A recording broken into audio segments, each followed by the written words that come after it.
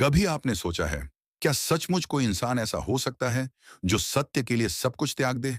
अपना राज्य, अपना परिवार, यहां तक कि अपनी खुद की पहचान?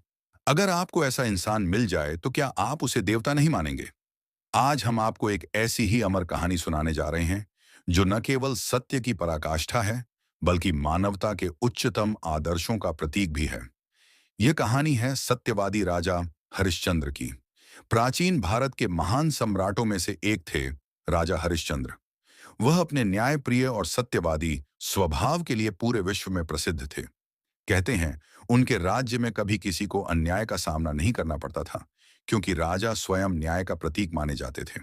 लेकिन क्या आप जानते हैं, देवताओं ने उनके सत्यनिष्ठ स्वभाव की परीक्षा लेने का निश्चय किया। देवताओं के राजा इंद्र ने विश्वामित्र ऋषि से कहा कि हरिश्चंद्र के सत्य की परख की जाए, और यहीं से शुरू होती है वो परीक्षा जिसने इतिहास के पन्नों में राजा हरिश्चंद्र को अमर बना दिया। विश्वामित्र ने राजा से दान की याचना की। राजा हरिश्चंद्र ने वचन दिया कि वे जो चाहेंगे वह देंगे। ऋषि ने उनसे पूरा राज्य मांग लिया। राजा ने बिना किसी संकोच के राज्य त्याग दिया। लेकिन ऋषि ने एक और मांग रखी, दक्षिणा। राजा के पास अब कुछ भी नहीं बचा था। उन्होंने अपने परिवार के साथ काशी की ओर प्रस्थान किया। क्या आपने कभी सोचा है, एक राजा जिसने सत्य के लिए सब कुछ छोड़ दिया, वह आगे कैसे जिया होगा? क्या उनके सत्य की परीक्षा यहीं समाप्त हुई? नहीं, असली परीक्षा तो अभी बाकी थी। काशी पहुंचकर राजा हरिश्चंद्र ने एक श्मशान में काम करना शुरू किया, और उनकी पत्नी तारा दूसरों के घरों में काम करने लगी। उनका पुत्र रोहिताश्व भी कठिन परिस्थितियों का सामना कर रहा था। एक दिन एक भयानक विपत्ति ने उनके दरवाजे पर दस्तक दी। उस दिन रोहिताश्व की अचानक तबीयत बिगड़ गई।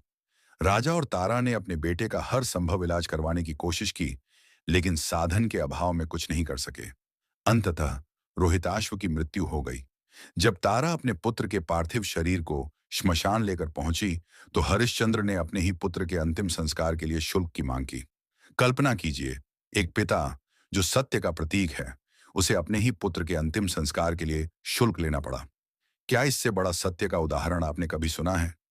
तारा के पास कुछ भी नहीं था। उन्होंने श्मशान में अपने आभूषण गिरवी रख दिए, और फिर भी वह रकम पूरी नहीं हो पाई। अंततः तारा ने अपनी साड़ी का एक हिस्सा भी त्याग दिया, ताकि अंतिम संस्कार पूरा हो सके। यह दृश्य देख हरिश्चंद्र की आंखों में आंसू आ गए, लेकिन उन्होंने सत्य का मार्ग नहीं छोड़ा। जब तारा का त्याग और हरिश्चंद्र की अडिग निष्ठा ने सत्य की पराकाष्ठा को छू लिया, तो देवताओं का हृदय भी पिघल गया। उनके तप और सत्यनिष्ठा ने पूरे ब्रह्मांड को हिलाकर रख दिया। तभी विश्वामित्र और अन्य देवता प्रकट हुए। उन्होंने हरिश्चंद्र और तारा को उनकी सत्यनिष्ठा और त्याग के लिए आशीर्वाद दिया। विश्वामित्र ने प्रसन्न होकर कहा, राजा हरिश्चंद्र, तुम्हारी परीक्षा समाप्त हुई। तुम्हारी सत्यनिष्ठा ने देवताओं को भी प्रेरित किया है। अब मैं तुम्हें तुम्हारा राज्य और सारी संपत्ति लौटाता हूं। हरिश्चंद्र और तारा की आंखों में आंसू थे, पर ये आंसू दुख के नहीं, बल्कि विजय और सत्य की जीत के थे।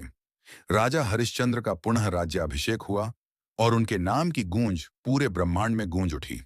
अगर आपको राजा हरिश्चंद्र की यह महान गाथा पसंद आई हो, और इससे आपको कुछ सीखने को मिला हो, तो हमारे चैनल को लाइक करें, अपने दोस्तों के साथ शेयर करें, और ऐसी ही प्रेरणादायक कहानियों के लिए सब्सक्राइब करना न भूलें। आखिरकार, सत्य की राह कठिन तो होती है, लेकिन अंततः विजय सत्य की ही होती है।